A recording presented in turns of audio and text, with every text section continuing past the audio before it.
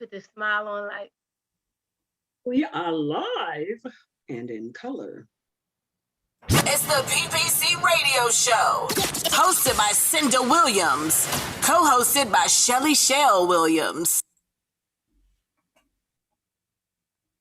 And that means that we are all night long. All night long.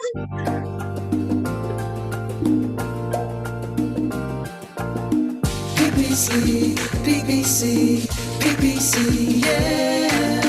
PPC, PPC, CPC, yeah.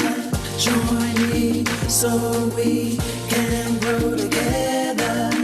Conversation, get that healing. Let them know what they're missing. Share with your best friend. Tell them come hear this, yeah. Don't you dare miss your blessings. Powerful lessons, true confessions, yeah.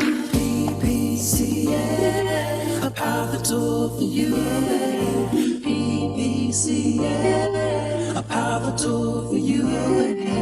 PPC,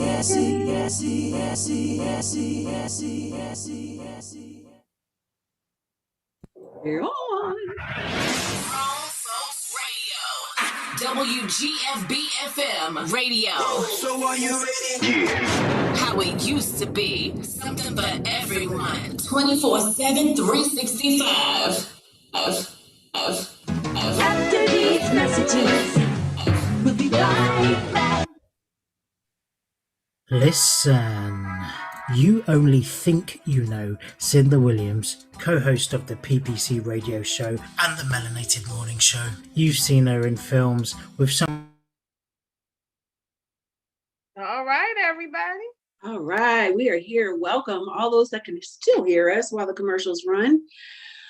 Whoa, we're here. It's a rainy day. That's not helping my energy level either. Oh, it's rainy where you are? This is that area. Yeah, in the Midwest, I feel like it's. I just need some tea in my bed right now. It's making me sleepy. That sounds. I mean, I know those days sound like that. It's just hot here. We're having a heat wave. Yeah, we had that yesterday. Yesterday was awful hot, and it cooled us off tonight. All this rain, but makes me sleepy because it's so overcast and gray, and it affects my mood, unfortunately. I need one of them D lamps. You know, they have D lamps, vitamin D lamps. No, I didn't know that. Do they? Mm-hmm. They have lamps because there are a lot of people. This is an actual condition where people are affected when it's gray outside. It affects their mood and their energy. So they have D lights that emit light that's very similar to the sun, and it wakes you up, makes you feel better. And I need to get one for every room. I would like one of those. Like one of those. We should have had that during COVID. That's what we needed. Woo, baby. Give we us needed all that during COVID. Mm-hmm. Yeah, I'm very happy to very, very happy when the sun is bright and shining, but you gotta be happy in the cloudy days too. Yes, you do. You gotta think about the song and the Wiz. Everybody look up. There's a reason to rejoice. You see. Everybody look around. Can't you feel a brand new day? Can't you? I love that movie. That's my favorite movie. New day. Woo! See, that's the real singer right there. That was my second show in high school. The first show I did was I was in chorus of the Music Man. And my sophomore year, I guess it must have been, that was my first part. I played Glinda. And, did you? Yeah. And that one of my fun. Oh my gosh, I know that was so fun. I love that. That's like really my favorite. One of my favorite people in the world played what's her name? The lady, the girl. What's her name? The main character? Dorothy. Dorothy. Her name is Dewana Chitwood. She's one of the best people I've ever known in my life. She's the most beautiful human being, and she gave me chills every time she opened her mouth, man. She killed that role. I mean, I love Stephanie This is Tracy Lee. You already know I gets down with the get down, man. Grown Folks Radio all day. Hi, everybody. This is Cinda Williams, and I am the co-host of the Melanated Morning Show and the host of the PPC Radio Show. And you are listening to Grown Folks Radio. Let me clear myself. I am the legendary DJ Cool, and if I were you, I would keep my joint locked to GrownFolksRadio.com. They keeping you up on the latest everything out here. Don't forget the name, GrownFolksRadio.com. That is one sick sounding cough, but I appreciate the ironic nature of it. Woo, that sounds sick. Oh, reminds me of COVID. It's just the way that I did it. My bad. Cool. That is definitely his way, because that's not how DJ Cool sounded. Oh my gosh.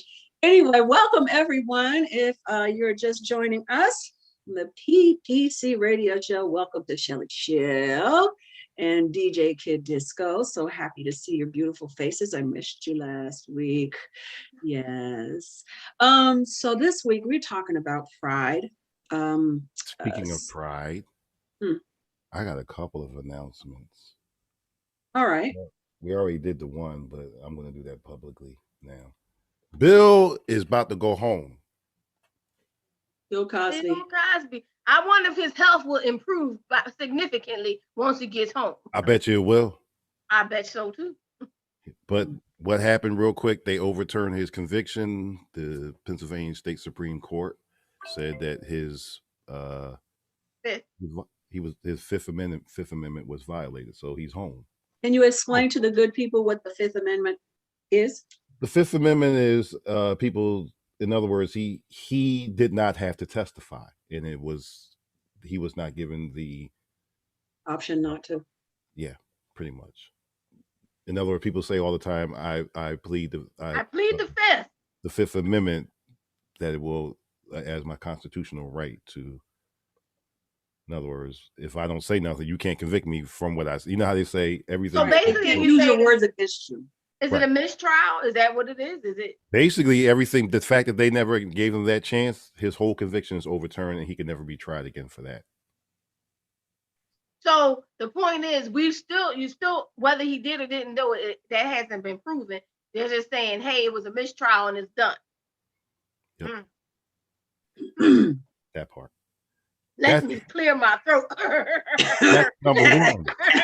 That's announcement number one. Announcement number two is, I got a call today from the doctor, and y'all know I've been doing all these tests, and they finally found out what the problem is. Really? Vitamin deficiency. They say as soon as my regular ear, nose, and throat prescribes these special vitamins, I will be able to see. This one is going to, so I'll be legally blind, but this one will get me back to at least I can go back to work. Oh, amen! Congratulations. See, that is something. Break your sight. Come on. Remember we were just talking about that, Seabreeze, earlier? Yes. Like, what am I going to do? Unbelievable. That is so. Oh! Oops. Celebrate your sight. Come on. So here's the most important announcement. Today, my new granddaughter was born, Icy Davis. Icy Davis. That's a cute name. Icy Davis. How do you spell it? I don't know what that boy was thinking. Icy. It's icy. You got that diamonds. You icy. You got. So here's the ironic part, Seabreeze. When you and I earlier was shouting out Monique, who is my children's mother, Icy was being born. How ironic is that? Congratulations, Papa. Yeah, it's the second time. I got one. Go ahead. You talk. I ain't gonna. I know. I got Kawhi, who's 4, and now I have Icy. Nice. Congratulations. Go, Grandpa. Congratulations. I'm so happy for you. Very happy for you. All I can say, with a name like Icy, she better be something real special. You're gonna be. She is real special. It's your grandchild. Absolutely. That's how you gotta say it too. You can't say Icy. You gotta say Icy. Yes. Ice, baby. Dun, dun, dun, dun, dun. Wait a minute. Ice, baby. I'm so stupid. Ice, baby. So since we're live on the air and we are live on my page as well, Mo, if you're tuning in, I did just text you. Thank you, Mo. You've been a really good. Congratulations on your grandchild, Mo. Both of them. Congratulations. You have been a good happy friend for you and both. a very good mother, and thank you. Wasn't for you. Awesome. Ain't nothing like little babies. Oh my gosh. Okay, Yeah. quickly before we introduce our guest, because we need to. I just want to get that. Boom. I feel good there. I'm very happy for you. I'm very happy. James said, good afternoon. Hi, James. That's what we were talking about earlier, my friend in New York. Brian Pugley said, and I love this, remember that the sun is shining above the clouds. Absolutely. Chauncey said, facts on the lamps. There is a real condition called SAD, S-A-D, that occurs in winter. So they sell lamps to stimulate sun's rays that produce vitamin D. And because he suffers from it, so he has them. Chauncey, another way, man, it's like that way. We are cool. Glad to see you back. He, on the other hand, was shocked at the overturned conviction because of a technicality and feels bad for the victims. Yeah. Jenny's on there. Anyway, that's the thing. So let's get on with it. Pride. This is the end of Pride Month, the official Pride Month for the LGBTQ. I got to get all the letters right. Community where they celebrate coming through some very difficult times, being beat down and riots happening and all these things happening, and the celebration came about from those protests. And so I wanted to have my friend Michael, I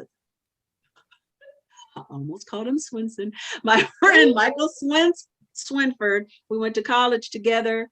He is a phenomenal actor and writer and has his own theater company that's on a hiatus right now, but it's coming back. He's dealing with some stuff. He's going to talk all about it.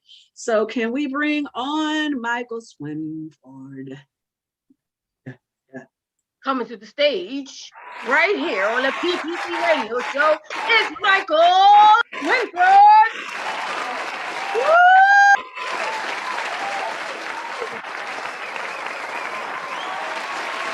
I promise y'all, I love these new applause. Really do. Told you, right? It's so much better. It's so much better. I'm such a big ass kid with these sound effects. Michael, you got your unmute yourself.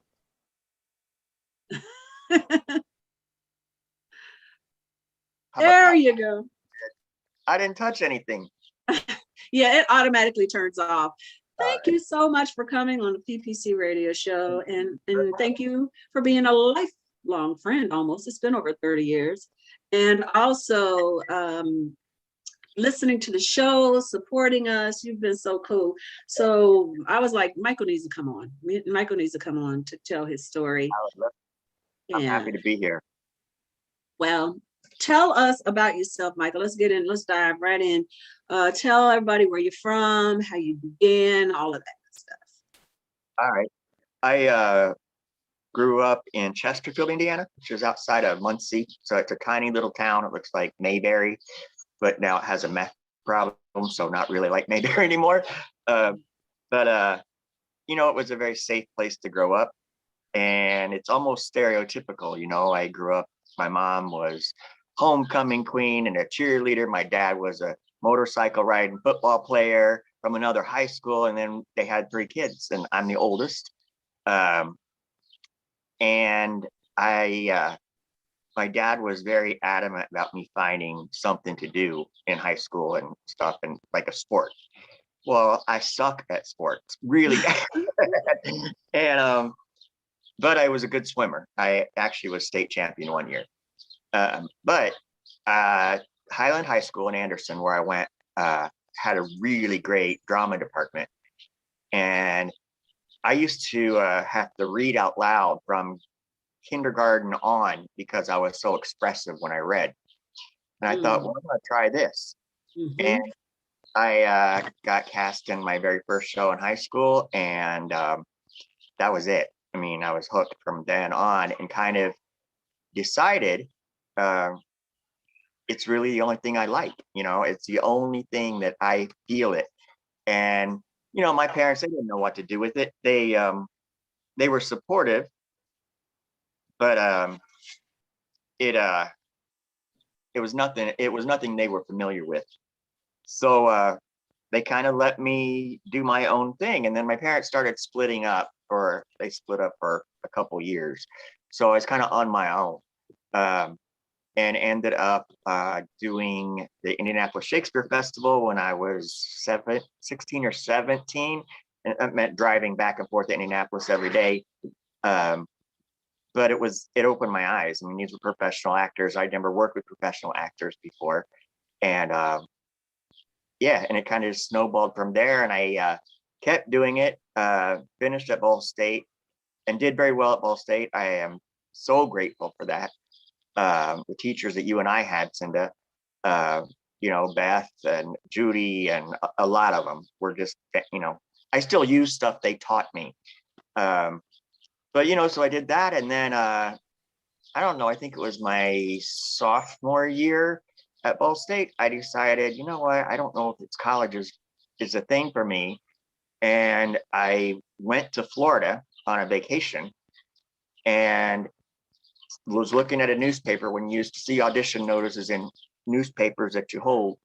And it said, filling in for chorus member in South Pacific at the Golden Apple Dinner Theater. And I thought, I'm just going to go watch because it'd be experience. And it was raining that day. I thought that'll be a good experience. And walked in and there was nobody there. It was just, they were filling a cast member that had dropped out. And it was just a guy in the chorus. And they said, you want to go through the audition? And I said, sure. And I got back to where I was staying and got a phone call from the theater. And they said, we'd like to offer you a contract. And I didn't know what to do. I had no idea. I was panicked and excited and happy. So I literally called my mom and said, hey, I'm not coming home when I said I was coming home. And she said, oh, are you going to stay a few more days? I said, no, I just signed a 6-month contract. I'm not coming back. And met some lifelong friends doing that and got to learn a whole other side of the business. I mean, it was dinner theater. So was it the best work I ever did? Probably not. But I ended up, the guy playing Lieutenant Cable, if you know the show, he's the high tenor. And this guy had a beautiful voice. Well, I'm a so-so singer, but I could dance my ass off. And so that's what I was doing. And they auditioned every guy in the chorus to replace Cable. And I never went because he's a high tenor. And they said, you want to try? And I said, I'll try, but I'm telling you, I can't do it. And he kept lowering the key and lowering the key. Exactly. That's the thing. That's why I was like, what are you talking about? They can change the key for you. And I got it. And the coolest thing, my grandmother was the only show she ever saw me in. She lived down there. And they held the curtain for her to walk down the aisle with her walker. And they said, you want to come in the old people door on the side? She goes, no, my grandson is in this and I'm going to sit in the front row and watch him be a star. And so that was that. And, and then later on, I moved to Indianapolis. Wait a minute. I'm sorry, Michael. What was the name of the show again? I'm sorry. South Pacific. South Pacific. Okay. One of my favorites. Yeah, Nothing Like a Dame, Younger Than Springtime. The funny thing was, I'm gonna wash that man right out of my hair. Okay. Said that a million times. But and then look what happened. And it was cool because I had met some really talented people. And actually the girl that I have become friends with over the past few years that played Liat, she was 13, I think, 14 maybe. And she was on her way. Her mom was taking her everywhere. Well, she happens to be in Hollywood right now. She is Elizabeth Vassy. She was on CSI. She was on 2.5 Men. She's done very well. And it's just cool to be in touch with her. And I always apologize. Wait a minute. Who'd she play on 2.5 Men? See, stepping on my toes now. She was Charlie Sheen, one of his girlfriends. She had a long stint on there. I don't know what her name was though. I know who you're talking about. But he Okay. only had one long girlfriend. Right, the one he almost married. Yeah. Yeah. Dark hair. Yeah, she's a beautiful girl. But yeah, I always apologize to her because she went from doing the scenes with this beautiful high tenor to me singing blah blah blah blah. But it was all right. And then I came home to finish school, and then I moved to Indianapolis, and that was supposed to be just like a 6-month, 1-year deal on my way to Chicago. And here I am. I'm still here. But I've had opportunities here that I would have never had anywhere else, I don't think. So you never wanted to go to Hollywood? I don't think I'm a Hollywood type. I mean, I look at people that go to Hollywood and they're so pretty. But I've There's all always, kinds Really there. look? Did you really look? I mean, not I was everybody. gonna say, have you seen Hollywood lately? I don't know. It just wasn't my deal. I loved live theater. If I was going to go anywhere, it was going to be Chicago or New York. And That's the same way I felt. And Is then it? I ended up there. Then you went to Hollywood, didn't you? Mhm. I felt the same way. I had no desire to go to LA. Yeah. None. I thought I was going to be a theater person, period, done, Broadway for me, and that's it. Yep. But then I got that first movie, and I love doing movies. I loved them so much that I was like, I can't stay here. I got to go where the movies are. I've auditioned because Indianapolis actually has a pretty decent independent film group. I mean, they have several people do them. And I've auditioned for a couple, but they just didn't pan out. And that's okay. I mean, if it happens, it happens. But yeah, I started doing theater here, and I'm so lucky because I mean, I'm in the middle of the Midwest, and I made my living off of theater for 9 years in this city. So I'm pretty proud of that. I mean, That's something to be proud of. That 'Cause is. I haven't been That's a able to great do that. accomplishment, especially if you I do have love. not done. I can't do it. you have to. What I can't haven't you been do? able to do it. I don't want to do it anymore. I'm tired of trying so hard in the Midwest. I'm out of here. I love it. I'll visit, but I need to work. And this is not, they don't get me here. And I remember when I first started, Mike, when I first started auditioning, every casting director I talked to said, leave. Everyone, they said, you're so good, you're beautiful, but you don't look white, you don't look black, you don't look like us. You need Really? to leave because you're not going to work here. And that has been, even after all these years and all the changes, and there's a lot of people that look like me now, I Yeah. still do not click with the Midwest politics when it comes to working in our business. Yeah. I have put myself out there. I try to get every agent. I couldn't get no one to look at me. They were not interested. What I heard more than anything else is, we don't want you to compete with our existing talent. With your resume, you would take work away from our existing talent. But that's We're their loyal. job. They're get you- loyal. I mean, that's their job, is to get you work. I mean, It is their job, but they don't want to do it. I now have an agent in Chicago, Yeah. but I'm turned off. I Yeah. love Chicago. I love the people, but Yeah. the business, if I want to work in Chicago, I need to go to LA to work. well, we know people, I mean, mutually from school that went to Chicago and they didn't work at all. And they're good. They were so good, but they It's just cliquish. You Yeah. gotta be from high school in Chicago. They had to have gone and were in plays with you in freshman year of high school for them to work with you now. They're very, very exclusive. They keep to themselves. And if you didn't start there, you don't work. it's a click. It's a clique. I wrote a one-man show a few years ago, and it did really well.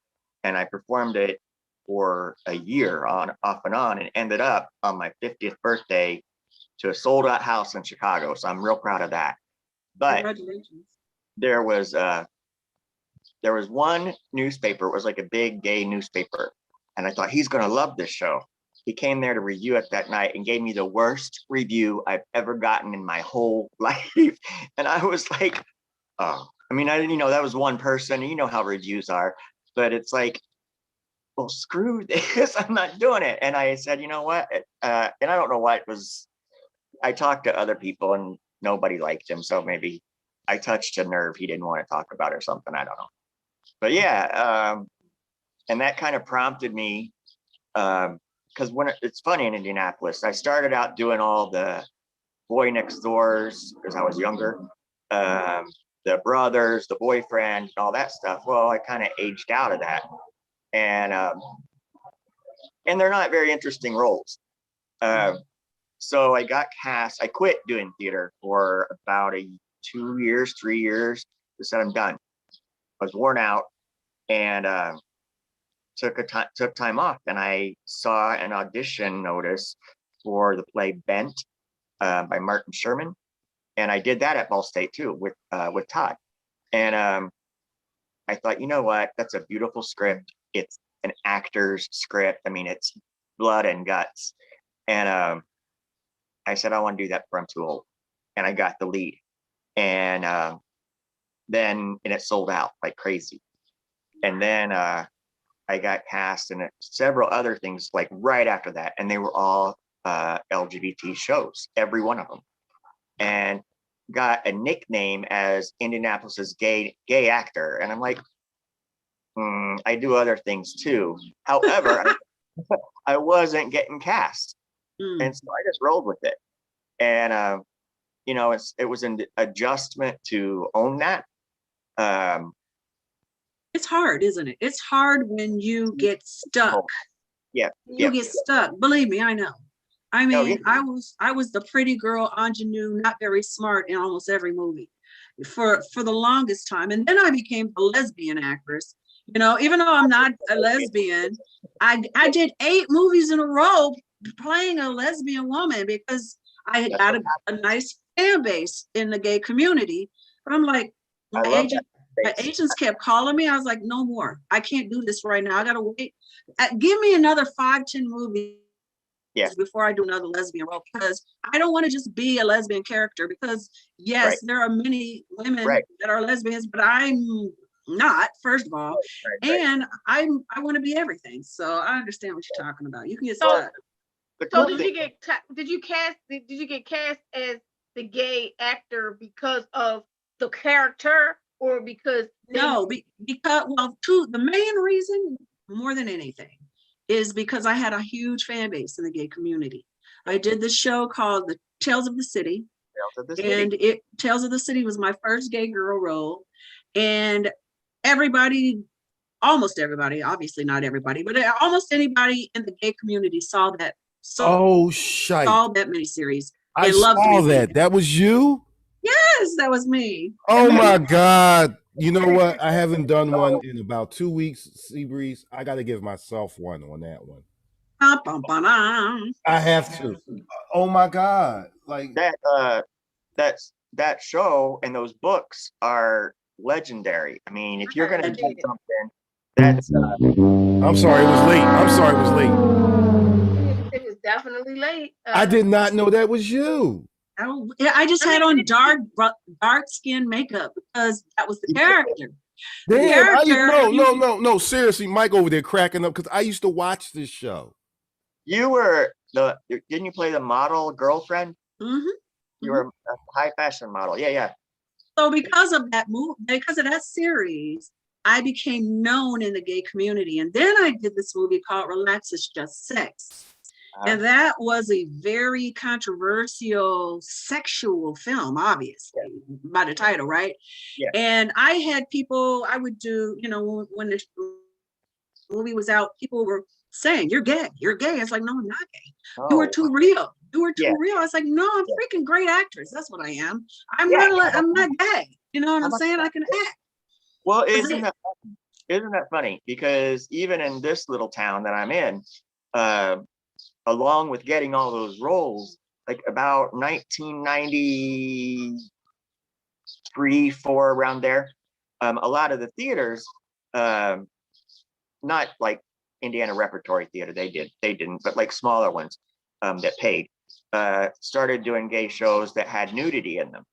And that was a big thing. It hit Hollywood or hit Broadway first, and everybody talked about that. And then it slowly moves to other cities. And so I did my very first nude role, and I'm a little guy. I'm not like muscle guy, but wait a minute.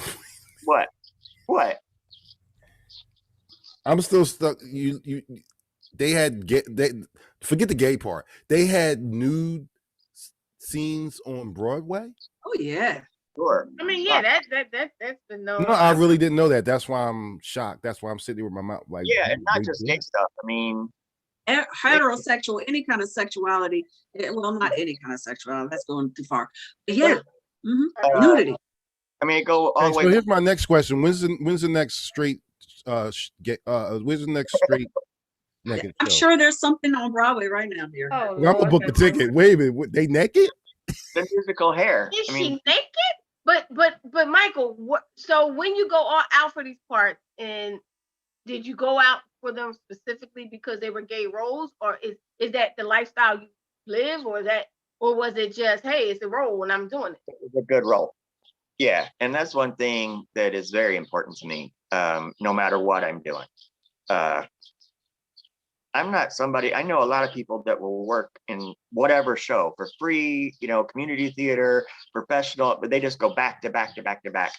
And I'm like, that's not what I do. I gotta feel something. It has to speak to me. And this kind of goes into what ended up happening. I was getting cast by theaters because at that point I was selling tickets for them, and I mean, I would be stupid to say no.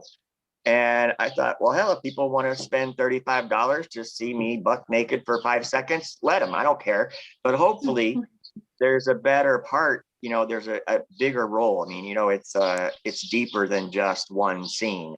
And that I never did anything that I thought was gratuitous. It just happened to be. And I kind of hit a sweet spot. It was a time period in the 90s where it was still shocking and controversial and people would come and giggle and, whatever, but they always got a good show at the end of the day. And that was always my goal.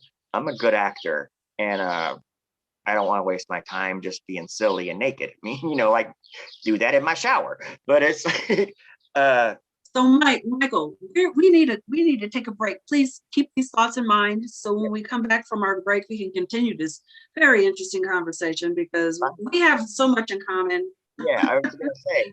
Yeah, we have a lot in common. So hold on to that thought. Let's go to a break, and so we can come back and get back to it. Yes, we are getting ready to go to break real quick. I want to just acknowledge somebody. T-Love, thank you for tuning in, and I hope that you can help us. She's a person, our contact that might help us with our situation. You coming to Philadelphia, girly. So thank you for tuning in. We're going to go to break. 3.5 minutes. See you then. Bye.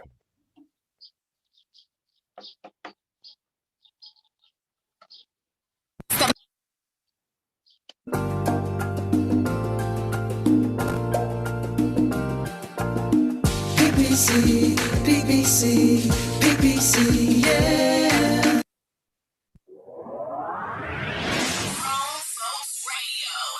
WGFB FM radio. So are you ready?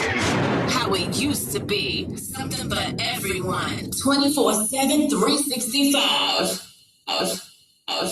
After these messages, we'll be right back.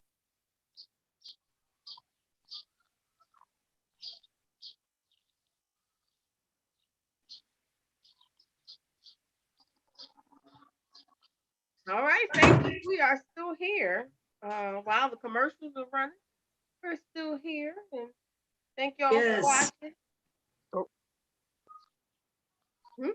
Yes, I'm sorry. Whew, I always got to run to the restroom because I'm always drinking something. Yes, me too. I just didn't drink enough today. I need to get on it. Mhm. Ah, Gotta So- get on it. Where is everybody? You're here, right? yeah.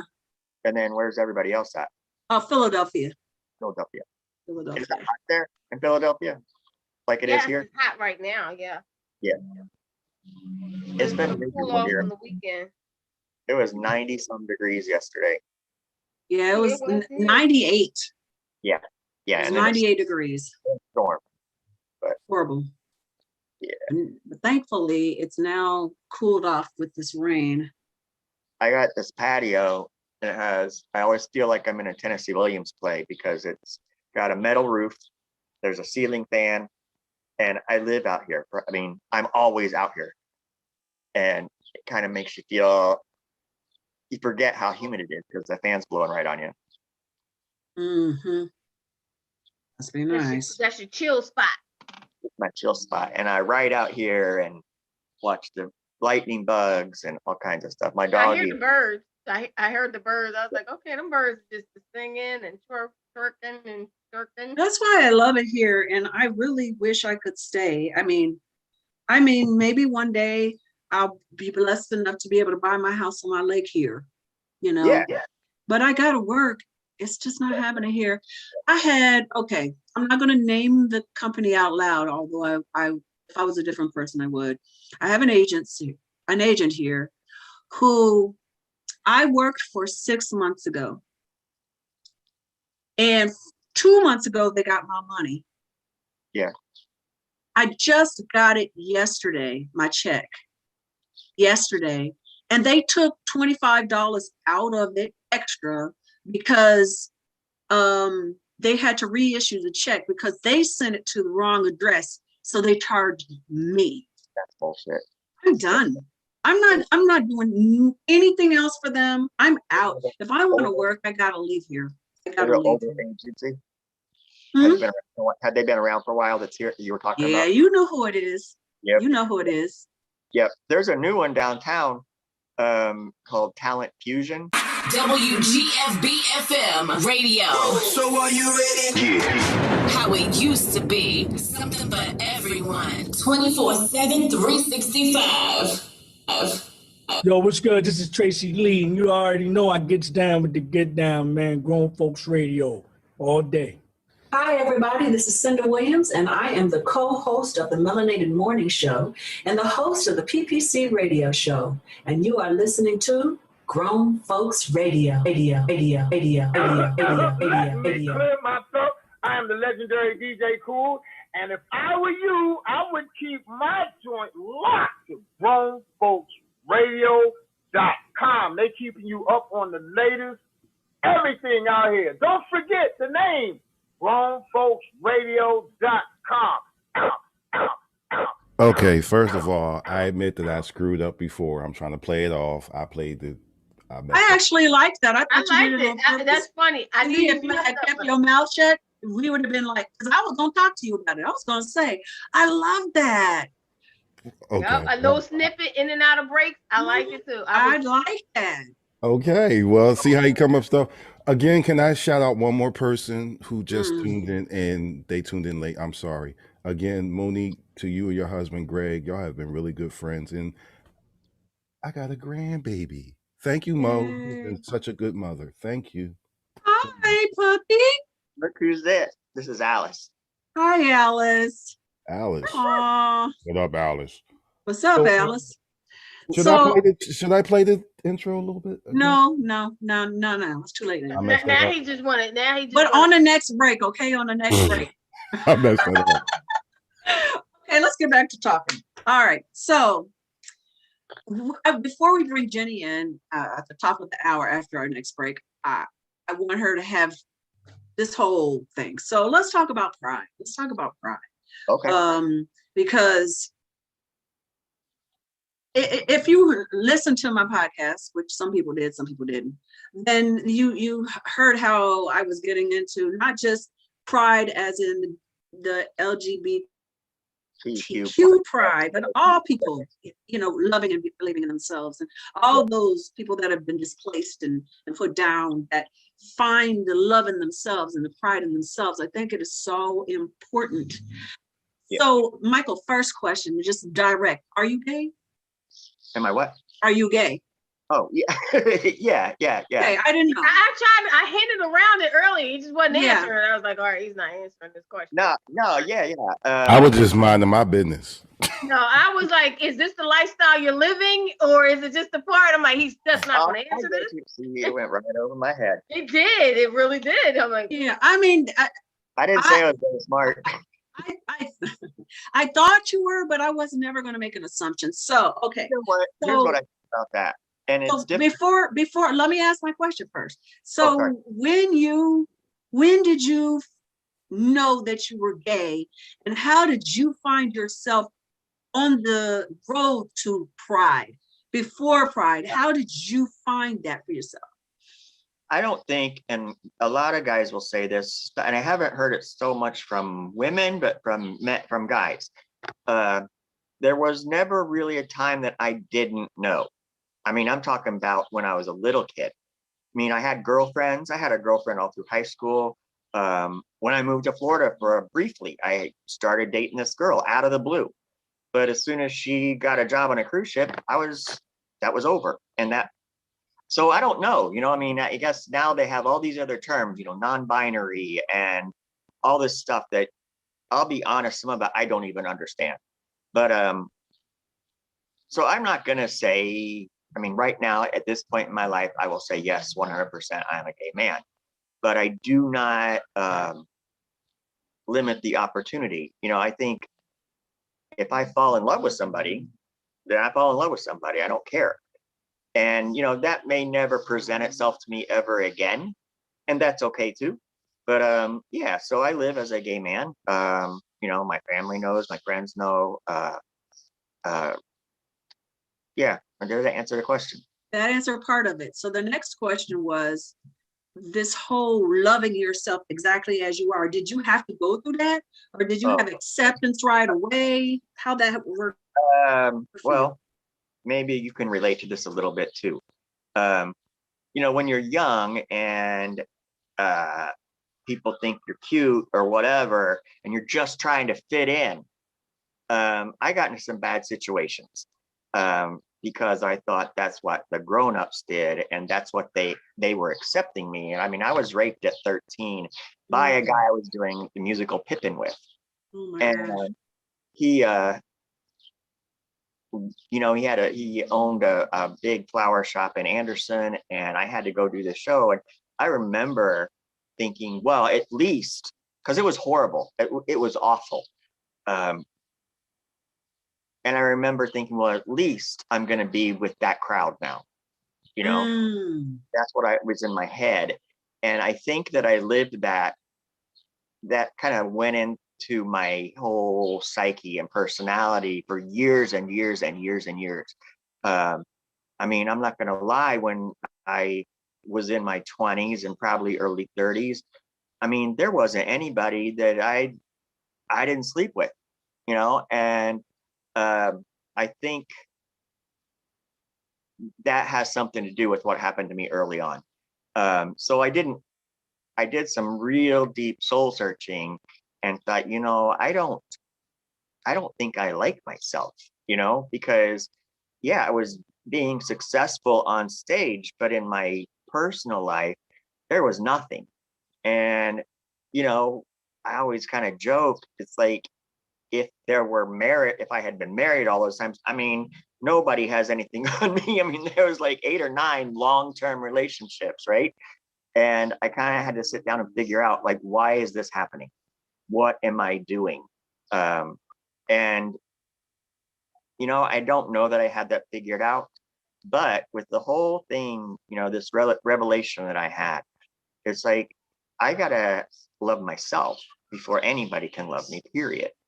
And that took years and years and years. And so Pride, I think honestly for the last 5 years maybe, is when I really felt what that meant, like what that meant, because it's so welcoming, and it has grown huge since I came out. And I never really had a coming out moment, but when I started living as a gay male,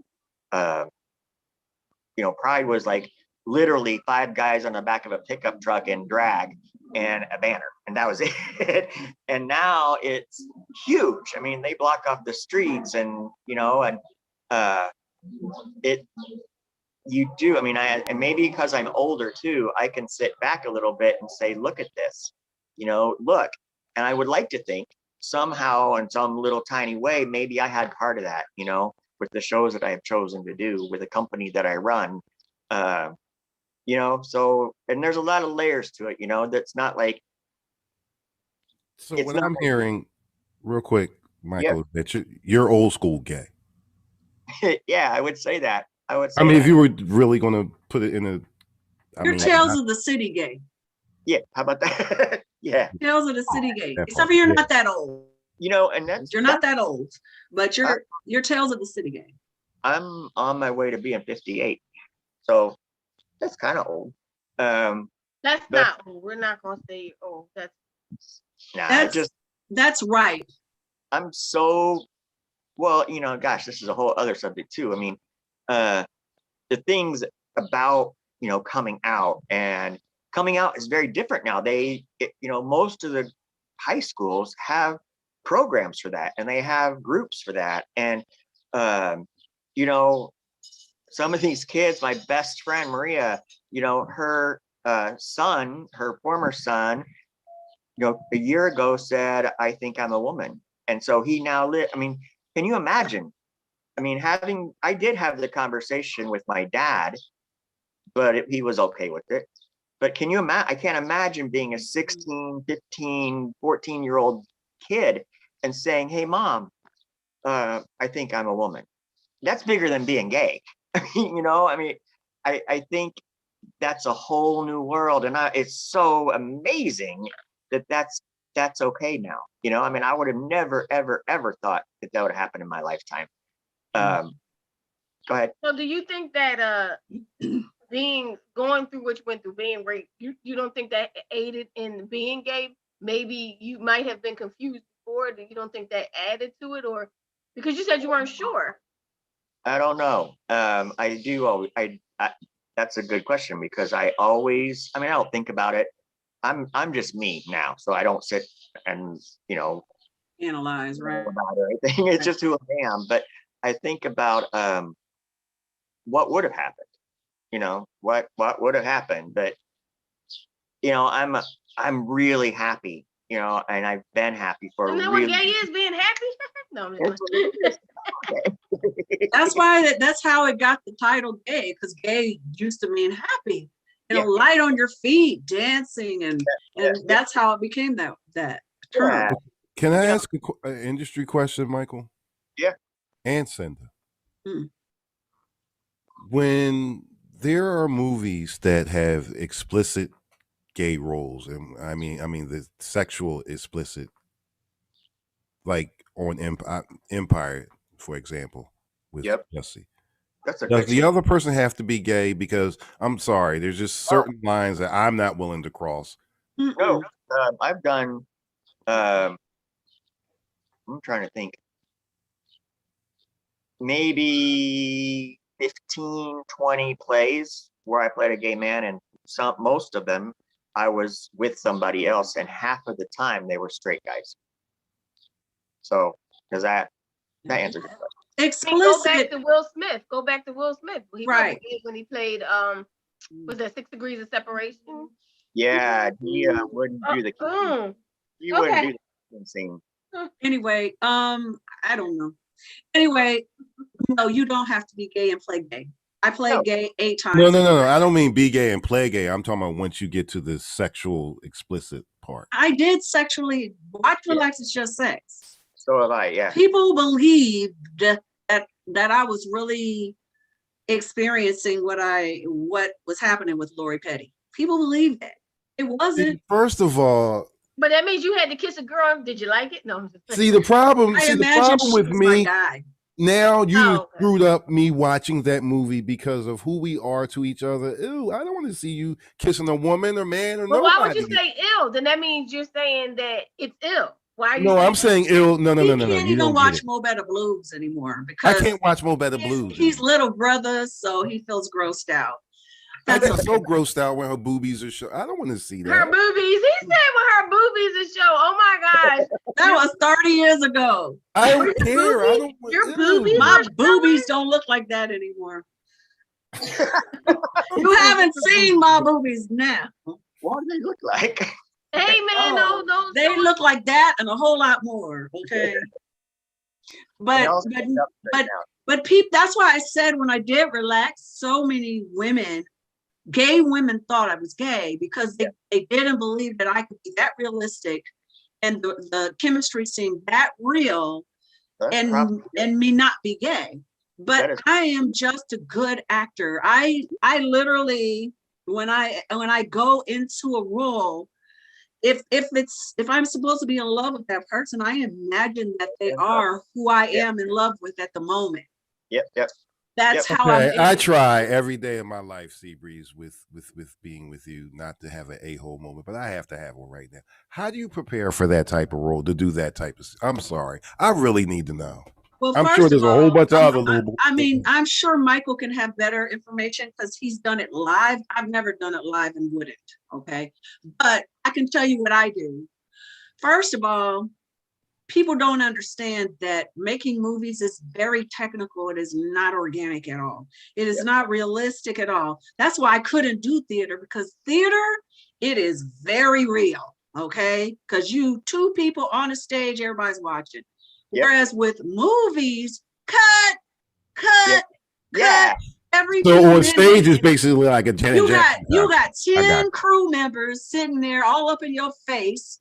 No, we got to redo that because we saw the shadow on here and that and there. Secondly, I choreograph everything I do. Mo Better Blues, I did not do that one because I was brand new. It was a new movie, and if I had have done those love scenes, it would have been different. If I had any say at all, they would have been different. From then on, every movie I did where I had a love scene, I choreographed it myself.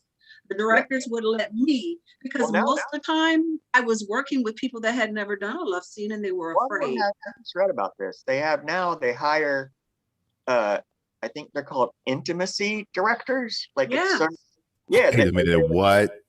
They are there to just choreograph the sex scenes. Yeah. To make sure everybody, because you can get sued for looking at somebody cross-eyed. Right. So they choreograph how you doing it? Yeah. I mean, what do you think? You think that if it's a movie, you can't just go, you might know what you do in the bedroom, but you think you can really do it that same way? You have to be able to say, I'm moving back, you're moving forward, you're moving to the left. You got to be able to direct each moment, because it's not like when you go to bed, you know what you're about to do with your partner. You about to say, whatever. It's not organic. It's not real. It's choreographed like a dance. Yeah. You know, it's not freestyle dancing. It's a choreographed dance. I can't imagine, having lighting people and tech people and people filming right up in your. Yeah, that's hard. Yeah. Unless aren't you covered up? Aren't you wearing a nude or something? Right. Every movie is different. Like a couple of movies, I didn't even do the sex scenes. It was another woman. Wait a minute, I have body doubles. Yeah. Sometimes I've had body doubles and their bodies were always way better than mine. So I looked really hot. I didn't know they did that. Yes. Sometimes I use body doubles. Sometimes.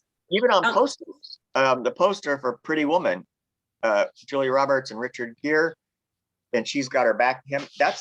Those aren't her legs. It's a body double.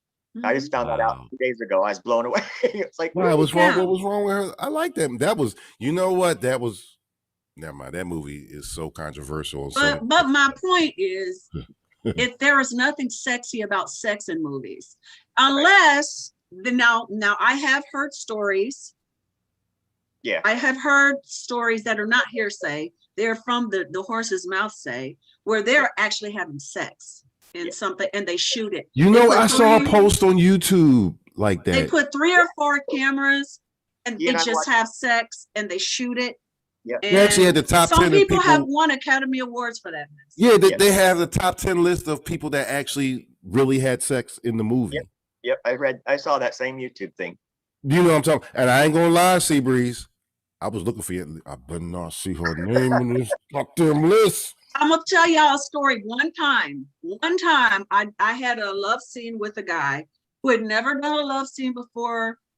And because he was a big shot on the show, I didn't really have a lot to say with the choreography. So we start shooting this thing without choreography. And like within 5 minutes, he yells, "Get out, get out," to all the cast and crew because he's trying to really make love to me. And I was like, hold up. I jumped back. I was like, who are you? Who do you think you are? Telling everybody to leave. What are you doing? As a matter of fact, bring my husband in here right now, please. Because this dude don't know who the heck he's dealing with. Right. Just because he's a star doesn't mean he's going to get none of this. For real. Wow. He just thought he could. Oh, wait a minute. It's just too good. Listen, this is acting. Aren't you an actor, sir? And that's what he said. He apologized. He was like, I've never done this before. And I just forgot about it. And it was so good to me that I just lost my mind and I'm sorry. I am so sorry. He apologized to my husband and everything. Who was in the next room? Wow. Yeah. See, that's that good acting. She said she was a good actor. She meant excellent. She meant exceptional. She making you feel like, yes, the whole world wants this. Wow. All I can say is wow. Yeah, it's really, yeah. It can be beautiful, right? It can be beautiful or not. Is doing it on stage. I mean, that's live. And depending So you're actually really doing it on stage. No, we don't have sex, but everything but I did a show, I don't know, maybe 10 years ago called Two Boys in a Bed on a Cold Winter's Night. And it sounds like it's really dumb, but it's so freaking cool because it's two guys had hooked up at a bar and went home and had sex. And typical Saturday night. Yeah. The play starts after they've had sex. Mm-hmm. And does the guy go home? Do they talk? And they end up talking for an hour and a half. But there were moments morning after. Yeah, and they find out one of them has his partner's in the hospital dying of AIDS. The other one is he's just a neurotic mess. And it was that conversation, which was interesting to me. Now, did I do it because it would pay me a lot of money? Yes. Did I get naked through the whole thing? Yes. And me and this guy, we had never met ever. And he, we get done with rehearsal and it's like, oh, let's go out and have a drink like we always do. And he would never go. And the director was a friend of mine. And after a while, I'm like, why won't he come out with us? And he goes, well, I wasn't going to tell you this, but he is just 18. And I'm like, what? Because I was 33. And it was like, what the heck? But so you were a cougar and didn't even know it? Damn. I didn't even know it. And you know what? I did this movie once and 95% of the cast members were gay and all of them were lying about it. All of them. They were all lying about it. Really? And I just didn't understand. Was that in Hollywood? I'm like, your life seems like it would be so much easier if you just came on out for you. But they had different perceptions. It's their family. Sometimes it's their family. It can come on out. The world has accepted it, but family. I mean, the reality is, and I understand pride, and I understand gay, and I understand homosexuality. But as a family member to a lot of gay people in my family, it's hard. It is.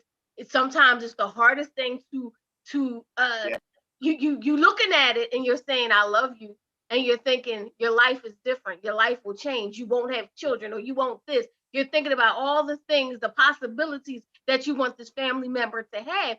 So as the family member, so you can come out to the world and the world saying, yes, let's do this pride thing, but the family is saying my child, my nephew, my niece. Oh man, you're not going to have the normal life we think. And is it really normal? Is it really normal? When I had my first, it can be, there's a new normal. But when I had my first boyfriend, Dirk, you remember Dirk? Michael? I love him. I talk to him once in a while. Dirk was my first boyfriend. Was he in black high or school. white? I'm sorry, I just need to know. He's white. Okay. The meanest person to me was my mother. She was so against my relationship with him. Why? And Why? exactly Dirk. because of what Shelley is talking about. Because she had lived through the 60s and 70s with my dad, black Afro, black proud man, Yep. and was mistreated because she was white, and so tried to look black, tanned all the time, permed her hair, tried everything. And she's like, Cindy, I don't want you to experience what I experienced. It is so hard. Interracial couples are hard. And sure enough, that guy, Dirk, when we started, he used to be the most popular boy at our school. Yeah. When we started dating, he started getting nigger lover written on his desk, on his locker. He lost all his friends. He was treated terribly. I didn't have hardly any friends, so it didn't matter to me. Nobody gave a crap about me. But he lost everything because of it. I know that. You know, that's a horrible thing for anybody to go through. I mean, I look at it, you know, with pride, with Black Lives Matter, with all of it that's happening. I look at that and I'm like, we're all going through something, you know. Why do we have to be so against each other just because, you know? And it's not, I think part of it is an age thing, part of it is cultural, but I think, you know, times are changed. You know, times are different now than they were yesterday. Heck, but it's like, you know, somebody like your mom, she had her experience and what she went through, but things have moved on since then. And I, you know, my family, even though they're so incredibly supportive and always have been, you know, they worry about stuff like that too. They just want the best for us. Now with the students, you know, kids can be mean. Kids can just be mean. Period. The end. And there's I give it to my mother, because once we had that conversation, and I told her, "Thank you so much for caring about me. Yeah. I love you. Thank you for caring about me. But this is my life to experience whatever I experience. So please love me and support me in it." And she did. And she, to the day she died, loved Dirk. Dirk was one of the last people to see her fully conscious. He was one of the last people to see her. He loved her and she loved him like a son. So it worked out, and it can always work out if we love each other. Yeah. And on that note, let's take a break so we can come back with some Jenny's Jams. Yeah. 3.5 minutes.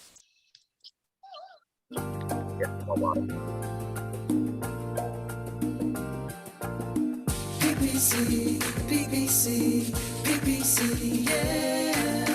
PPC, PPC, CPC, yeah. Join me so we can grow together.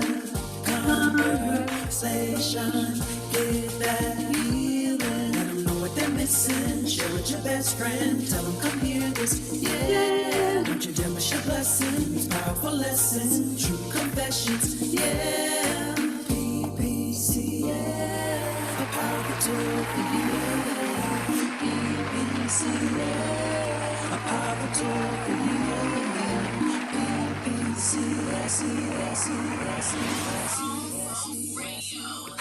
WGFB FM radio. So are you ready? Yeah. How it used to be. Something for everyone. 24/7, 365. After these messages, we'll be right back.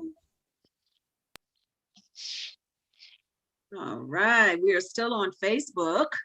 So for those of you that are listening live, thank you for being with us on, I believe, is an important conversation. And I can't wait to have Jenny come in. I think when Shelly Shell comes back, she'll bring her in, because I know that you're gonna love talking with Jenny, Michael, because she advocates for different groups like this.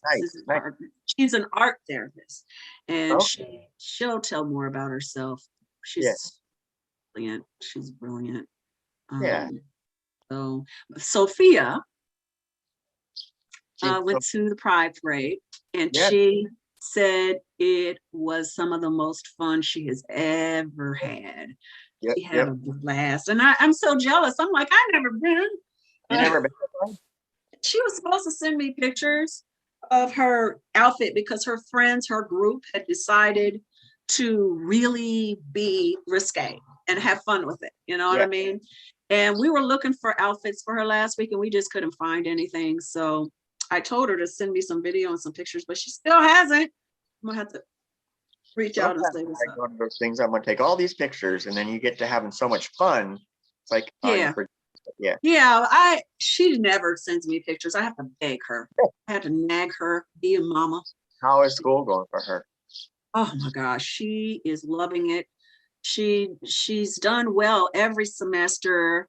This semester is different because it's all night classes. She's in night classes now. And yeah, and so she like starts school about 6-ish and doesn't finish till 11:30 at night. Wow. So, and she's up for a job. Everybody cross your fingers. She gets her job, but she needs some money. And she's trying to get a job on campus. Yeah. And she's so excited. She's like, Mom, I got an interview. Because she hasn't had work experience on paper, Yeah. it's been hard for her to get a job, you know, but this will open doors. Are they allowed, like while they're in that school, like No, they're not allowed to do? no, they're not supposed to. Yeah. Neither are they supposed to have a job outside of the school. Oh wow. Wow. Mhm. That's Yeah, 'cause tough. they don't want them to quit. Right. Right. They don't want them to. I mean, just like what happened with you. You were in school, you went to Florida, you didn't come back. It almost happened to me too, my junior year.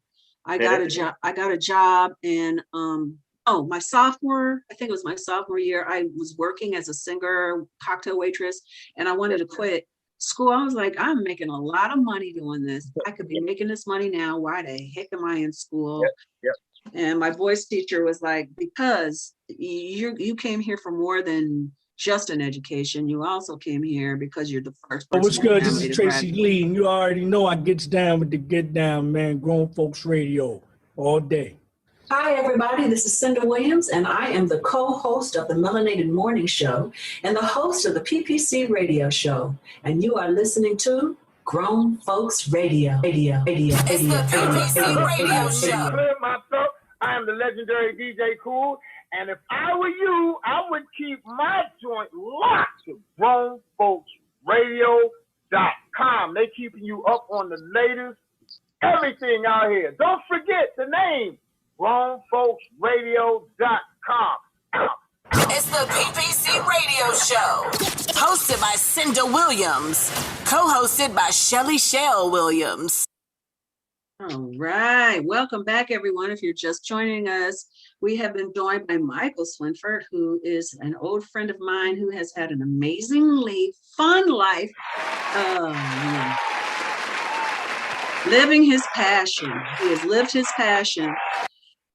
But now it's time to hand over the reins to our girl, Jenny Graham, who is our resident smart person, to give us her point of view on what we've been talking about thus far.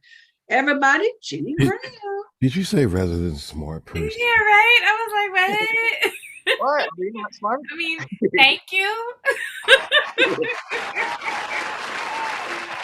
I know we're all smart. You know what I mean. She's the smart.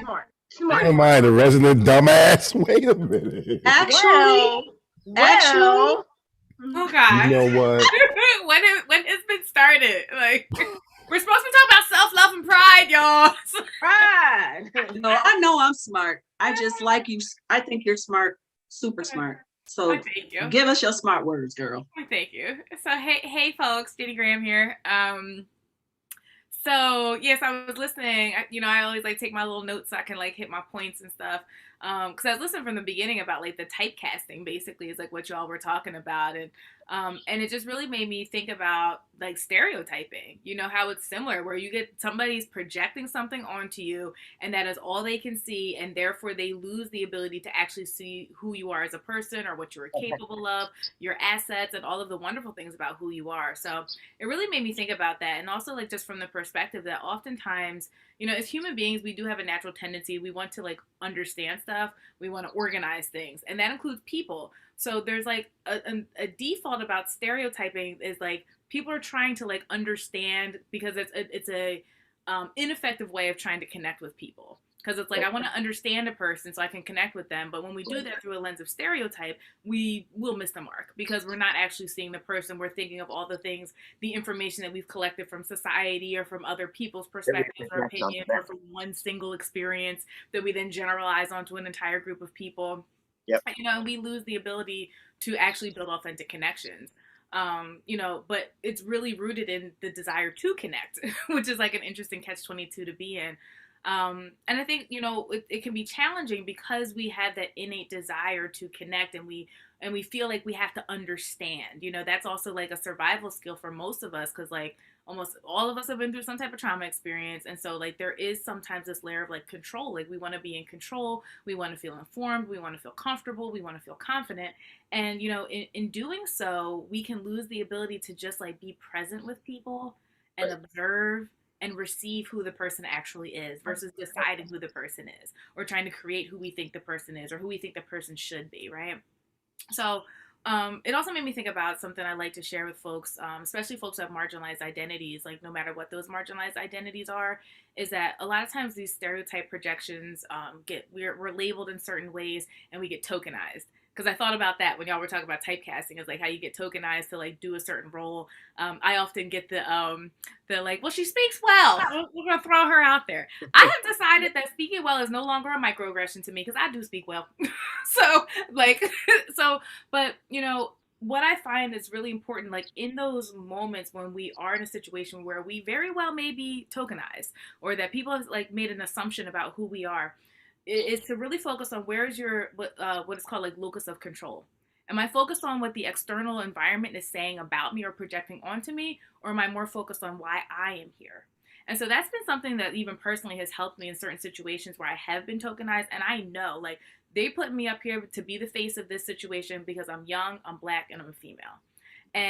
But sometimes I've been able to lean into those things and not take on all that extra burden and weight because I'm there for my own personal reasons. Right. Like the work that I'm doing or the thing that I'm speaking up about is connected to a personal value.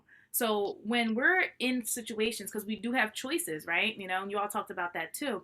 If I'm in a situation where I'm being tokenized, but I'm more focused on like, this is in alignment with my personal goals, this is in alignment with my personal values, I can stay focused on that space. And I don't have to hold on to the stuff that's not my stuff, which are the things that get projected onto me. So I just want to share that nugget with folks. And you all talked about like self-love and, you know, and like, you know, how do we engage in self-love? And I think the reality is like, it's a challenge for most human beings. It's a journey for most of us as human beings. Yep. And there are a lot of compounded layers to like what self-love can look like based on, once again, the things that society says, the messages that have been rooted in history, the messages that are rooted in systems of oppression, these messages that really compound the ability to really like see oneself and to engage in that process of self-love. So, you know, it's like to ask a gay man, like, well, how do you engage in self-love? And it's like, well, the same way any other human being engages in the process of self-love. It's really not different. Yeah, right. So it's like, and there's still a compounded nature to it because of being a gay man in society. Like there's other stuff that goes along with that. So a lot of times, it's all those things, all those layers that other people put on it. Exactly. So, but like people forget that it's both. Like there is this common human thread that like we all as human beings are trying to love ourselves and learn how to do so. And at the same time, there's differences based on our social identities and the ways that we've been impacted because of our social identities. It's not one or the other. Correct. They both exist, right? Yep. And so the last thing I'll share about was just about like pride, you know, and like, I think like, cause I think this, and I'm gonna just preface it with, this sounds like the corny thing that people say, but like, having friends in the queer community and like being like, you know, knowing about what pride means and everything, you know, a lot of pride, like the parades and everything, it's really about community. It's really about community, safety, visibility, and not even like visibility, like look at me, but just like being seen. Because as Can you hear human me? beings, once again, oh, what happened? Go on, Jenny. Okay, because this just as human beings, like being seen, part of that is our innate desire as human beings to connect with each other.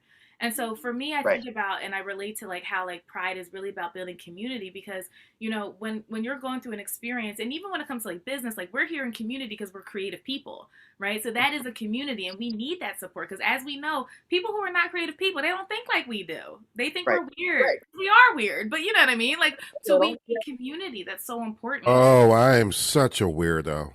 We know, and we love you. And so like the last thing I'll say too, just about like gender and stuff, and it was interesting how you said, Michael, you were like you're an older gay man, because there is, and I do hear from like older people in queer communities, like all the letters, they don't know all the letters and all the terms, and I think that's been like something that people have more developed and stuff. I feel too. It's like every day there's new letters, and I'm like, can I just be a gay man? It's a mouthful. I think Eddie calls them ABC people. No, I call them that. No offense, Michael. I call you guys the alphabet gang. Alphabet gang. Yeah. Well, you know, because I think, and it's an interesting catch-22 when I talk to folks, because what's happening is like, in trying to embrace the fluidity or the spectrum of gender, people are still coming up with these rigid boxes, which is like the exact opposite of what we're trying to get away from that, from heteronormativity, but then recreating the same types of boxes and trying to say we're somewhere in between here. Right. And because gender is a spectrum. They add colors to the gay flag. Yeah. And you know, and I didn't understand that. I still don't. Wait a minute, I thought it was a rainbow. How could you add other colors? There's a trans flag. There's a flag that incorporates Black and brown folks, because there's still are layers of oppression. So even talking about compounded self-love, like in the queer community, like there's a compounded nature of like engaging in self-love and acceptance from like your family or loved ones, like Shelly was saying. And if you're a person of color and you're queer, like there's an extra layer that goes along with that, because all those systems still show up. I always want to know the answer. I want to know the root. And I looked up the origin of the gay pride flag, which I think I should have written it down. It was like in the late 60s, 70s, maybe, when it first was at a pride festival. And it was just the rainbow. Mm-hmm. And that's the basic. And then it gave the definitions of why they chose those colors. Mm-hmm. Well, if you go to the basic pride flag, the original, it includes everybody. There was no this or that. It said, like, I think the pink stood for sexuality. The red was for power. So they were words that they put on it that do include everyone. And sometimes, and I know it's good that we're fluid and things have, changed. I get it. But sometimes I'm like, you know what? Go back to the basic of what it really means. Because it didn't have anything to do with, it had to do with people and outside influences, like art and spirituality and things like that. Well, just because, we are all different, which is great, doesn't mean that those don't apply to me. I prefer it that way. I mean, because to me, that's more inclusive than. This is my favorite way to think about it. Instead of melting pot, we're a salad bowl, right? We're a salad bowl, right? And salads are different. Sometimes you might have some spring mix and some tomatoes and carrots and broccoli. You might add some peppers. You might add, and each of these things make the salad delicious. What right? kind of dressing? What kind of dressing? Can I? Dressing is God's spirit. How's that? But if you believe in God, I do. But my point is, salads are all different. Yeah. There's different kinds of salad. There's popcorn salad, Eddie, right? There's different kinds of salads, right? But it's all based on your needs and your wants. So we don't change the carrot to make it like the lettuce, right? So we don't want to change Black folks' culture, and there's all kind of us, there's all kind of Black people that believe different ways, that are whatever. So maybe one black piece is the pepper, one black piece is the onion, one black piece is this. They're all different, but together it tastes so good. You know what I'm saying? It's really about everyone holds on to their individual identity, and we are a collective. Right. So once again, going back to it doesn't have to be one or the other, but I think once again, as human beings, a lot of times we struggle with that. Because like even if we think about gender, if we really like break down like the components to gender, even like attraction, like the reason we're attracted to people is think about like we have sexual attraction, we have emotional attraction, we have like mental attraction, we have physical attraction that might not be a sexual attraction. So like so when I'm looking at somebody I'm attracted to, all of those different connections are happening. And so we forget though that like I could have that kind of attraction or connection to somebody else, no matter what their gender is, no matter what their gender presentation is. Like I could be attracted. I mean, I am a heterosexual woman, but like that doesn't mean that I don't see women and think they're beautiful and like I'm not have no attraction to them. I just have no desire to have like an emotional attraction or connection with another woman because I'm not, you know, I'm not lesbian. You know, so does it offend you when people ask you stuff like, "Who's your girl crush?" No. All right, why? Who's Why? your girl crush? I just set you up. Yeah, I did. No, I don't know if I have one. I'll think about it and get back to you. I'll think of something I can put in the show. But like there's different levels of attraction, and also when it comes to gender, we once again because we have such a heteronormative approach to gender, we only think of it in a binary of male and female, and that a man is always 100% male and masculine, and a woman is always 100% female and feminine, and that's actually not true. Because if we think about things like gender role, which are like the different ways that we show up, so like a woman who's a construction worker, because we've decided that that was like a man's job at one point, like she's a woman who's embodying some type of a masculine trait, or a man who likes to cook is embodying what we would consider a feminine trait. So gender actually is not as rigid as we like to believe it to be, and it's just once again we get so caught up in that and trying to categorize everybody that we forget that. Or even like the way that we dress, that's our gender presentation. Like people can dress in different ways, and that doesn't necessarily have anything to do who they're sexually attracted to. We also forget that too, is that like all of those things are not this like rigid, like, oh, well, if you're gay, then that means you must dress like this, and you must look like this, and you must be attracted to this certain type of person. And it's like, that's not true. There's a lot more fluidity, and it really goes back to like Michael, looking at Michael right now, I would think lumberjack, straight heterosexual lumberjack. I would not, I would not, if I was just looking at him and thinking that way, and he didn't open his mouth, I would not see a gay man, maybe. Even you know what I'm saying? Mouth. I didn't hear it in his mouth. Yeah. So there's all kind. It's and we all have this kind. assumption of like how, I mean, it's the same thing. Like if you're black, oh, you're supposed to be a certain way. And it's like, no, actually I'm supposed to be who I am. And that brings me all the way back to the very beginning of like what I was sharing is like, we need to, as human beings, need to be more open to just be present and observe and receive the people that we're connecting with, and be open to the fact that like we're all different. Just like you said with the salad, like even in a salad, there are, you know how many different types of tomatoes there are? They're still all tomatoes, but they're different. And that's okay. Well, they can be different and still be tomatoes. Interesting. You know, all that is so true.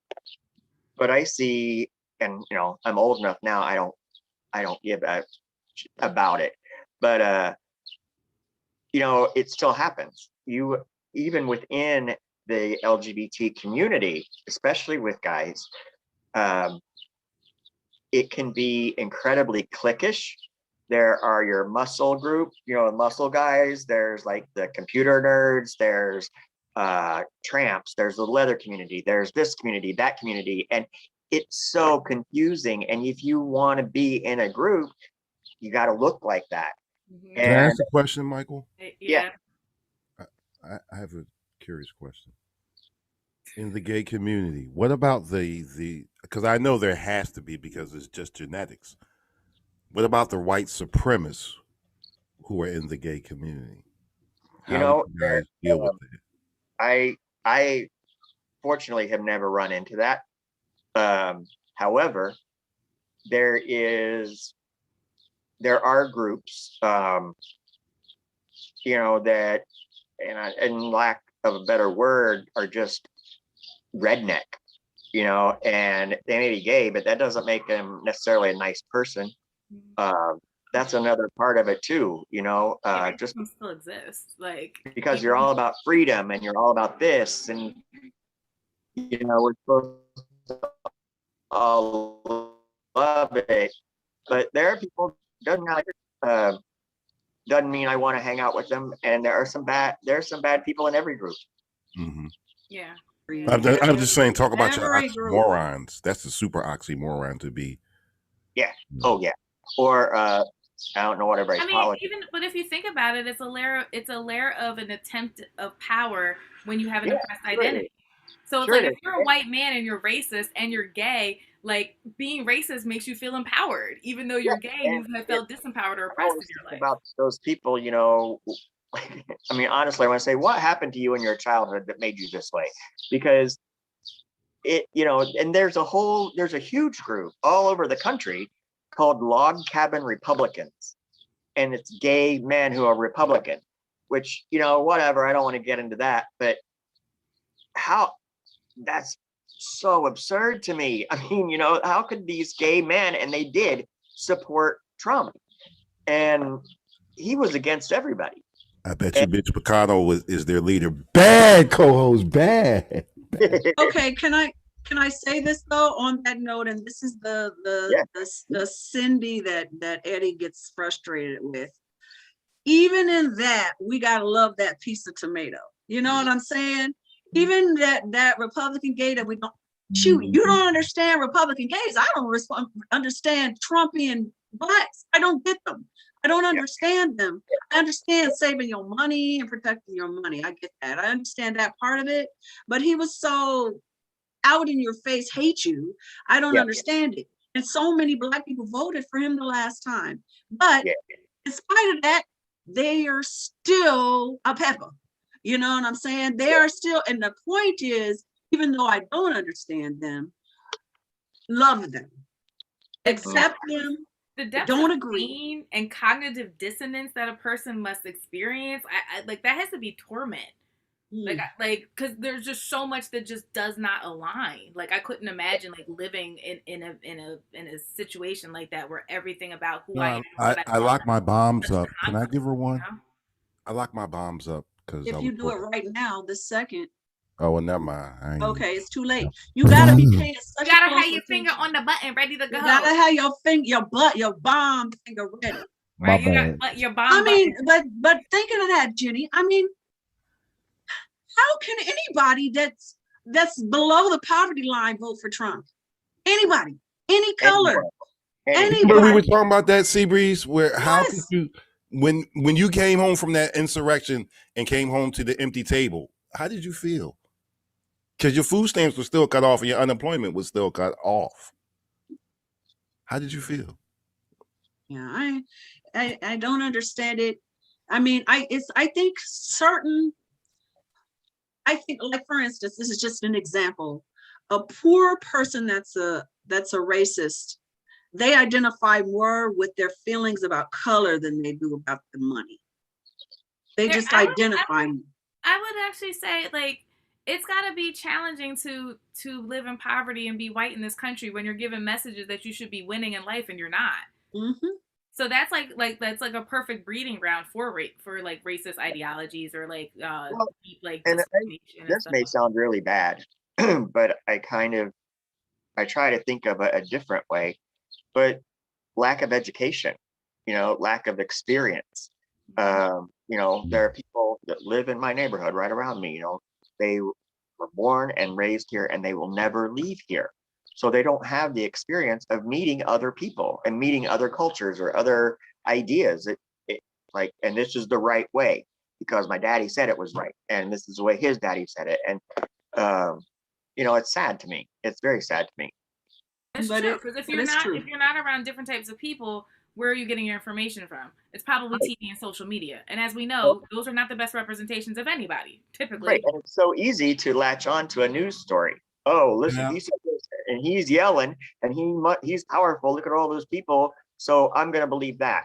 And Can I play Negro's devil's advocate for a minute, though? Mm-hmm. It doesn't just that same mentality that Michael just described. That actually happens in the urban. On the flip side, in the projects per se. Mm-hmm. everywhere. That's what we're talking about. If It we're happens talking about everywhere. poverty, and we're talking There are about people. lack of experiences with different people, or lack of the ability to like move outside of your own community and see something different, experience something different. We're also talking about a deep sense of hopelessness. No matter who you are, no matter what your race is, no matter what any of your identities are, there's a deep level of hopelessness. So like if you hear somebody who's saying something that sounds good, because we see this for better or for worse, if somebody's saying something that sounds good, and people are going to follow along with it if it gives them a glimmer of hope, if they're surrounded by hopelessness. Right. And so like people can be very like easily influenced, and especially too if we're also thinking about, and this is not indicative of everyone who lives in who's experiencing poverty, but like if you are also a person who doesn't engage in any critical analysis, who, like Michael said, doesn't question anything, or isn't just goes along with the status quo, you are impressionable. And you will easily be swayed to follow along with whatever's being presented to you, regardless of if it's good for you or not, and that also still can stem I agree. across like class lines as well. So I think there comes with that. I think there comes an innate laziness. Why would I want to challenge myself? Why would I want to read that? Why would I not want to know anything different? Because that's not easy. That means I would have to take time to think like somebody else, and nobody wants to. And that happens. And that goes back to not wanting to change. Right. I mean, everybody knows that it's hard to change. I mean, every day I'm dealing with that. I know what's good. I know that this shift might be good for me. Yeah. Change my life for the better. But that is an effort that I'm afraid to take because change hurts. And then I'm going to have to look at myself at all the crap I've been saying all these years and all the ways I've been acting. And I got to look at myself in a completely different way. And I will speak to that because I thought the same thing. I felt the same things. Like, I don't want to look at that picture. I was doing this over here on this stage, over here, and I had all these friends and I had all this stuff and I was supposed to represent this. Well, I didn't know what that was. It was just stuff that I had been put in my head by other people, by myself. And finally, I just said, you know what, who am I? And I don't know. I don't think we ever know who we are. But it's a growing process, and that is exciting. Once you let go of looking, I also don't think anything is bad. I really don't believe there are mistakes. I think everything is a lesson. And maybe I said and did things 20, 30 years ago that I don't believe anymore. Does it make me bad? No, it's part of where it brought me today. And, it took a heck of a long time for me to be able to say I'm okay. And that sounds like psychology books 101, but I can look in the mirror and say I'm doing all right. I'm okay. And that's a beautiful place to be. It is a beautiful place to be. Some people are still trying to achieve it so that you can wake up and say, I'm okay. That is where everybody is trying to go. And if everybody was at that place of being okay, we wouldn't have to deal with some of the hate, the nastiness, the bitterness, because people just aren't okay. The jealousy comes from people who are just not okay. And they're looking at somebody who is okay, like, how could you be okay? Yeah. I'm a mess. I'm a wreck inside, but you're okay. But you're this and you're that. They may look at you and say, what? But you're experiencing what you're going through, health issues and this issue and this issue. Yeah, and they want, because I think that's also insecurity. They want, they don't feel good about themselves, or they don't know who they are. So they want to make sure that you don't feel good about yourself either, just so you can join their club. And it's comfort, and I don't buy that. I never have. Even, when I was at Ball State with Cinda, there was, even in theater, there's this group and that group and this group and that group, and I never fit into any of them. I was friends with everyone, but I didn't fit into a group because I didn't agree with everybody. I did my own thing, and I still do. That's why I started. You can, and you still should, as we all should. Totally agree and identify with that, Michael. I've always been a little bit on the outskirts, but I've been cool with all different types of people. Yeah. And you know what that did ultimately for me, and this is just my experience, it made me be a better performer. And because I did experience other people and other situations, and it's just growth. I mean, you don't have to put that into you can put that into theater and movies, whatever, but it's a human thing. You know, you're not going to be a good person if you are just, you know, so closed-minded that you can't love, you can't appreciate or learn from other people. I mean, and so many people don't. Yeah. I'm telling you though, when the people have a reason to make that shift, when they're pushed in the corner so far that they have to, like I've told this story before about my grandmother on my mom's side, my matriarchal grandmother. She was a Rush Limbaugh. That's all she listened to. That's the way she believed. And she started shifting because she had to, because her daughter married a Black man. And it took her a long time to shift because, you know, she and I and Hassan and Frederick weren't very close. But then my sisters were born and my mother was back in Muncie, and my grandmother fell in love with them, and she had to start shifting. She couldn't bring those two pieces together. Well, these three pieces: her religion, her political beliefs, and her love for these Black people. Because the way she was taught, the Black people were less than. She learned that in her religion, and she learned that in her politics. So Seabreeze, you seen the show Mixed-ish, right? Never. Mm-mm. Really? No, I don't watch TV. I've seen it like once. Yeah. Because every time that I watch it, I swear I think of you. I really do. Craig is persistent, man. I told him it was too late. We got 4 minutes. Oh, you having tech issues again? Yeah, it's too late, Craig. Yeah, I love that all of a sudden he just wants to show up. He just wants to show his beautiful face. Wait, this is our financial therapist, smart guy, who was too busy for us today. He's a busy, successful man, but he still wanted to say hi. His sound is connecting. We miss him, so I think it's been like 3 weeks since we've had Craig. So I think he wanted to still coming. I know I wasn't here last week. He was here the week before that, though. Craig and them. Yeah. It's been a while. He was supposed to know. It was 2 weeks before that. He hasn't been on a while. Because I didn't have. He wasn't there last time I was here. He was. I don't remember. Whatever. It's been a while for him. And Craig, unmute yourself. Hi, Craig. Hey, Craig. Have you been? There you go. Hey. I've only been trying this call for the last 30 minutes. Oh my gosh. You're muted again. You're muted. There you go. All right. Sorry about that. Yeah. It's tough getting on today. My computer is really acting up. Yeah. How are you guys? We're great. We have 3 minutes before we start wrapping it up, though. So we won't be having a financial section today. I'm sorry about that. No, that's all right. Maybe next week. Who's next week? No, I tell you what, Craig. What's that? I tell you what, to make up for it, you know, I know you're a busy man. We don't have anybody scheduled tomorrow. If you got nothing to do, come hang out with us for about 30 Melanated Morning Show. I would love to. I have training all day tomorrow. Darn it. Well, we'll talk. We'll reschedule. Yeah. We're so glad to see your face. We're glad to see your face. Oh, you're so sweet. Craig Engel, this is Michael Swinford. I was telling Michael, because Michael and I go back to college, right? Yeah. I was telling him that you had your own company, your own theater company for a while, and that's when I met you. When my daughter and I did Zenobia. You're right. No, it was a Fiddler. No, it was started with Fiddler on the Roof and then Zenobia. That's when we really started to get to know you.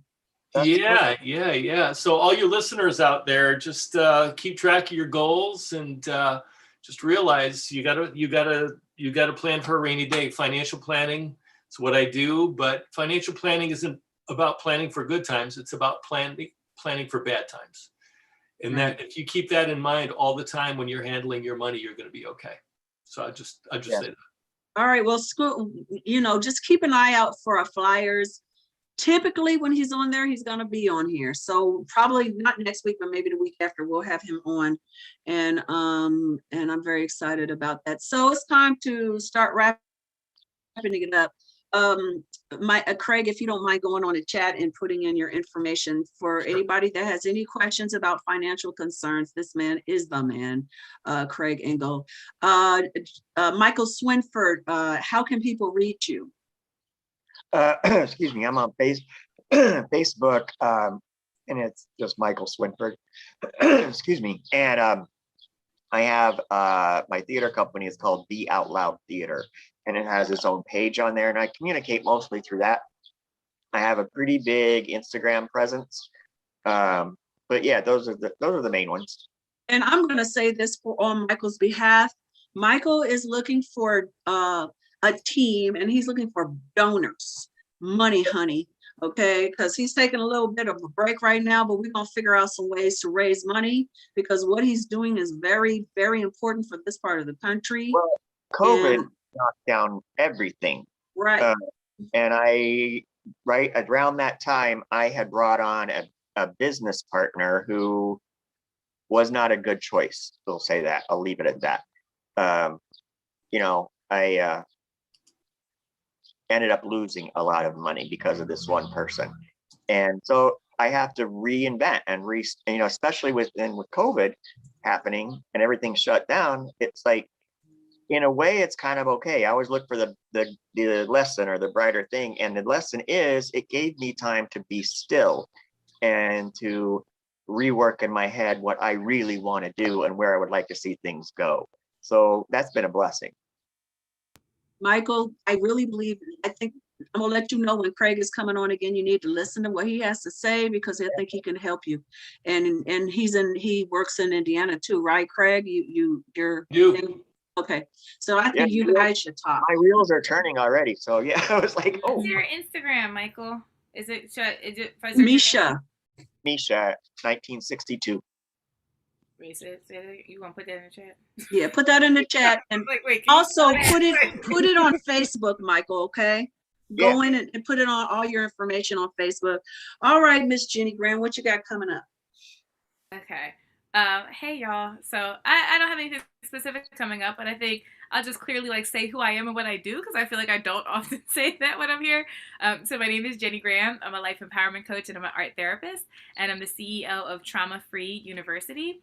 And at Trauma Free University, we help change agents to go from surviving to thriving in all areas of life. We use our rapid revelations method to quickly and creatively shift subconscious mindsets so that we can achieve empowered healing and emotional freedom. So we offer therapy. So we have virtual art therapy services, as well as individual coaching services. So I will share that the link to my website in the chat for y'all who are interested to connect with me directly. Yay. So, amen. That's a lot. Oh my God, brilliant people. Hey Jenny, when I come to Philly, can I meet you? Yeah, of course. I would love to. Yeah, I cannot wait to meet you and see Shelly as a friend now, because before she was this really cool lady, but now I consider you a friend. So I'm really excited. End of July, coming to Philly. I was gonna say, when are you gonna be here? Okay, cool. Yeah. End of the last week in July. And also Craig just reminded us about, please still, if you have not seen The Misadventures of Mistress Maneater, please go and rate us and support. It's a really funny movie, and I'm in it, and I'm very proud of it. On Facebook, because Craig, you put it in the Zoom chat. I'm gonna put it in. Yeah, put it on Facebook. Has anybody on this call watched it yet, besides Cinda, of course? Yeah, I think everybody, but not Michael yet. Okay, go with the program, Michael. For God's sake, I just met you 2 minutes ago. What are you waiting for? What are you waiting on? You know? Low Indiana. Yeah. So check it out. Misadventures of Mistress Maneater. Shelly, what you got coming? Just follow me on Instagram. But you know what? On August 7th, which is a great thing, I will be getting an award for actually representing for single people. Who gets an award for being single? But hey, there you go. At the Save Single Summit, I get an award because I've been speaking on being single, and I've been authentic, and I've been believe it or not, some say I help them through being authentic. So on August 7th, Save Single Summit, anybody wants to go, we'll be talking about it more and more as time goes on. But hey, they just told me, and I'm like, hey, awesome. Being single pays, doesn't it? Congratulations. That's Congratulations on so many levels. That's okay? fly. Right? That's what's up. That's really fly. That is awesome. I was like, for years and years, I was a serial relationship. Like I went from 1, 2, 3, 4, right back to back. And it's been 5 years single. And Really? I love it. I love it. I love it. Yeah. So Time is important. That time with yourself, like sometimes I'm that like, self-love. does that Like mean I'm not gay anymore? I don't know. I'm sure when you're ready to date, you will find out again. Like I want to put another color on the rainbow flag for me, for single people that choose to be single. I'm gonna have a march for it. Absolutely. Single is single, and you never know what's going to happen. Oh, Cinda has disappeared. I was just going to say where I'm going to say Cinda. She has the Melanated Morning Show every morning with DJ Kid Disco, 10 a.m. tomorrow morning, 10 o'clock to 12 p.m. Wait a minute, girly. What happened? Wait a minute, girly. How you gonna be telling my stuff, girl? Because I'm here representing Cinda because she just popped off the screen, and I feel like Oh, she did? Here. So anyway, let me finish what I'm saying because I'm getting the words out. I'm not stumbling on it. Anyway, every Thursday, Wednesday, and Thursday, Melanated Morning Show, 10 a.m. to 12 p.m. You can check her out with DJ Kid Disco. So tomorrow morning, check out Cinda. And of course, every Friday is the release of the PPC podcast. That's right, the podcast. So this is just the radio show, but the podcast comes out on all podcast platforms, Apple, Google, and Anchor, whoever podcast you can, PPC podcast. What else is in there going on? You can get her book. Make sure you get her book. Her book is out right now. Go to Amazon, get it. All about the PPC brand, right? The PPC brand. So make sure you participate, buy the book. The PPC brand is out here and booming. All you gotta do is Google it. Cinda Williams is Googleable. My Wi-Fi went away.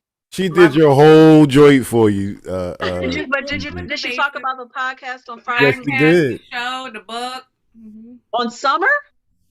I didn't talk about the person. I just said the PPC podcast comes out on. I couldn't remember the person, but Wi-Fi went off. I don't know what's going on. I've lost it. Or thank God for data.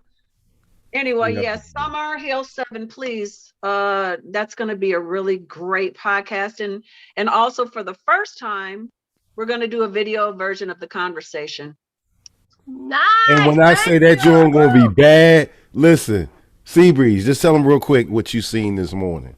It's amazing. He's so good. He's really creating some beautiful stuff. And Pay me. That's the introduction. It's Pay beautiful. me, y'all. Not y'all. I mean, you know. Yeah.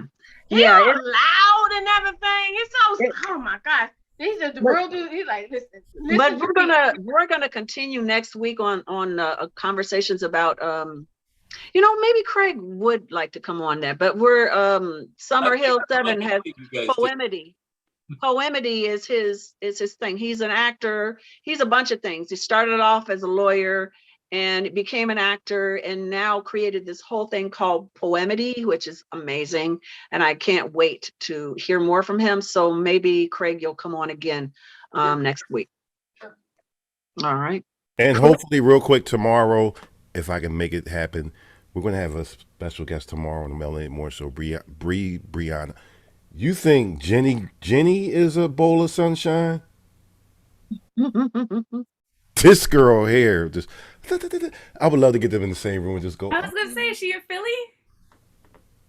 I don't know where Brianna is. I think she's Jersey, but either way, that's not far. Jersey, show. Jenny's universal. She's Jersey. I mean, she's here. She's tri-state.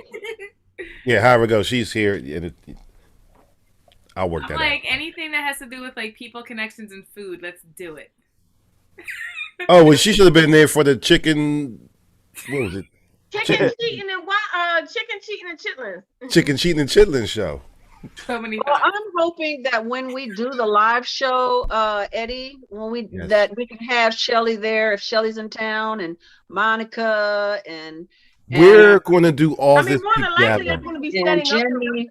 I'll be setting up the live show, so I'm sure I'll be around. It'll be in Yes, she got that big camera so everybody can fit. Yeah, we're all going to do it together. Oh, well, if it's in Philly, just tell me where. It's going to be fun because we'll all be actually together. I just wish That'd be Craig. so great. Yeah. Jenny, you might be there more than you think you will be. We'll talk. Where is this actually going to be conducted? I might be able to make it. Philadelphia. Yeah, Craig, you should fly I might in. drive just to meet my buddy Eddie. Shoot.